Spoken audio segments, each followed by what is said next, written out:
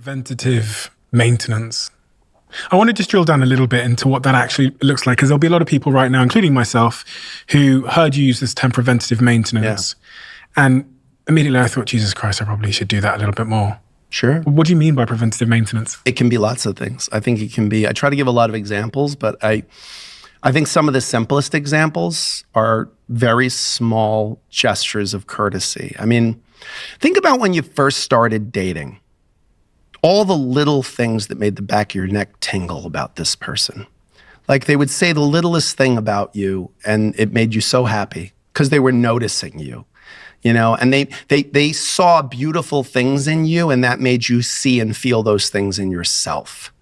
You know, that's a amazing thing we can do for each other, you know? And so, I mean, at its core level, like the example I've given to a lot of my male friends, and several of them have done it, and I've got a lot of really good feedback on it, is leave a note.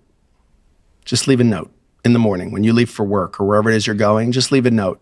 You know, it was so great hanging out with you last night. I'm with the prettiest girl in the whole world. Can't wait to see you again. That's it. What does that take? 10 seconds? 10 seconds. And every guy I meet who I say that to, they go, yeah, the first time I did it, she was like, what is going on? Why did you leave me that note? What's going on?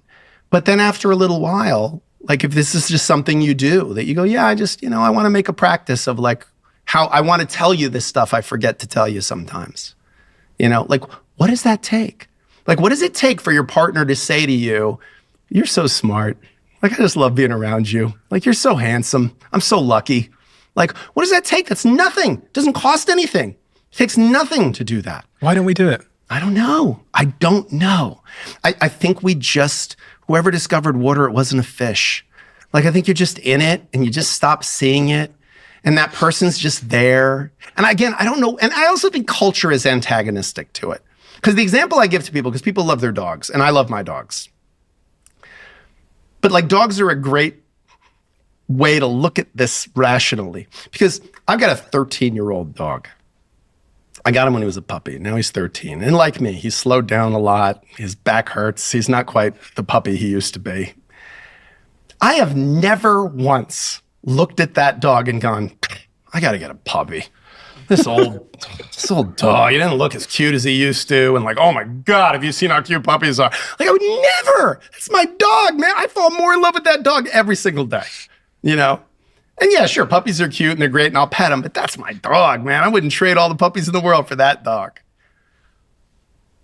Your partner, your romantic partner, like when did it become acceptable as it is in culture to just piss all over your partner?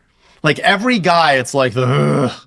I'm married to the most loathsome harpy ever to castrate a man. Like this one, the old ball and chain. And women, it's like the guy is like, oh, this idiot, like this just lovable idiot, you know, he doesn't know anything. He's so stupid. Men are so stupid. Like what do you think's gonna come from that? Other than this disdain that we can then have for each other and this sort of disrespect, as opposed to being like so into each other, which is what you were when you were strangers. You know, when you didn't know each other, you know, all the same women sitting around in a group of women talking about how much their husbands suck. When their female friend goes, oh my God, I'm seeing this guy. I just started seeing, oh my God, he sounds so great. All this is your guy 5 years ago. But somehow now you're really going to buy the delusion that if it all works out with him and they get married and they do their little fairy tale thing and the cake and the dress and the whole thing, that in 5 years, she's still going to be like, he's so great. No, it's going to be, oh, he's again, just like the rest of you. So we need to start as a culture, you know, perhaps changing the way, because I think there is something about that where we're trying to like not make people self-conscious. So we just like take the piss out of our partner all the time in front of, you know, people or around other people. And I don't find that charming. Do you think that when we get to the lovable idiot, oh my God, happy wife, happy life, all that stuff, which is part of culture? What the hell? Happy wife, whoever said that should just be beaten to death. Happy wife, happy life. Like, if I hear one more person give that advice to somebody, I have to tell you, that is just the most ridiculous. What does that even mean? Happy wife, happy life. If she's happy, then I'm happy. Because is that true? I think I think it's used by men who believe that their wife is always unhappy.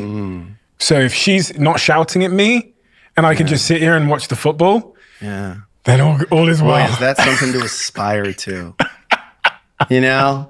Man, I can't wait, for someday for my kids to just sit there while the person in the other room is just mildly dissatisfied with them, and they can just sit and watch, the football game. Really? That's what we're aspiring to? That's what you hope for? Like, I got to tell you, I think our goals are really misaligned.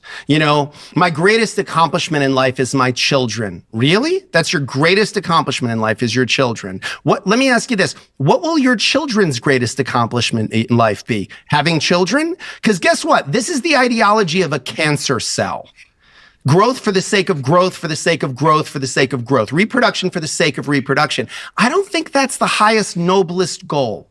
I think there should be something in there about quality of life, about making the world or the experience of others better. Like, again, it's not for me to define, but I don't, intelligence is hard to define, but I can spot stupid a mile away.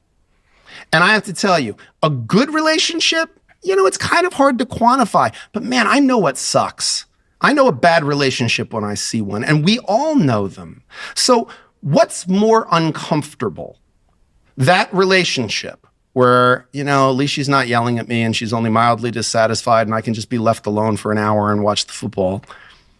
Or having to have an uncomfortable conversation, again, while you're still like each other, but there's a little slippage. There's a little something going in the other direction, and I don't want it to go too far. I mean, put it into the physical context. It is a whole lot easier to maintain a healthy weight than to gain 100 pounds and then try to figure out how to lose it. That's much, much harder, and it's much worse for you. And the chances of you actually accomplishing it are way lower. Whereas maintaining a healthy weight, that's not an unrealistic thing to be able to do. I had sat here with one psychologist, who I'm sure you'll know, a very famous individual, called Jordan Peterson. And he said to me, he was shouting when he said it. He said, listen, you're going to have to sit down for 90 minutes a week and you're going to have to listen to her. And she's going to tell you everything that's wrong. And he goes, if you don't listen to her for 90 minutes a week, you'll be listening to her in divorce court. And he was almost shouting when he says it. The analogy he's making, what he's saying is what you're saying. Yeah. Is you're going to have to... I find Jordan Peterson very entertaining. I've been a fan of his work a long time. And I loved, actually, your conversation with him. What I will say is I think that he's sort of hyperbolic in his presentation sometimes, which I enjoy.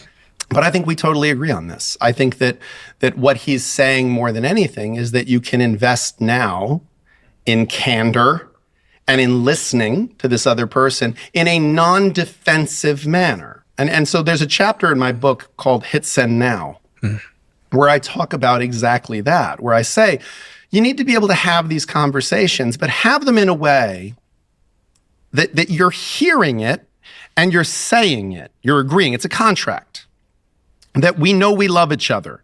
So we're going to try to say it with love. We're going to try to hear it with love.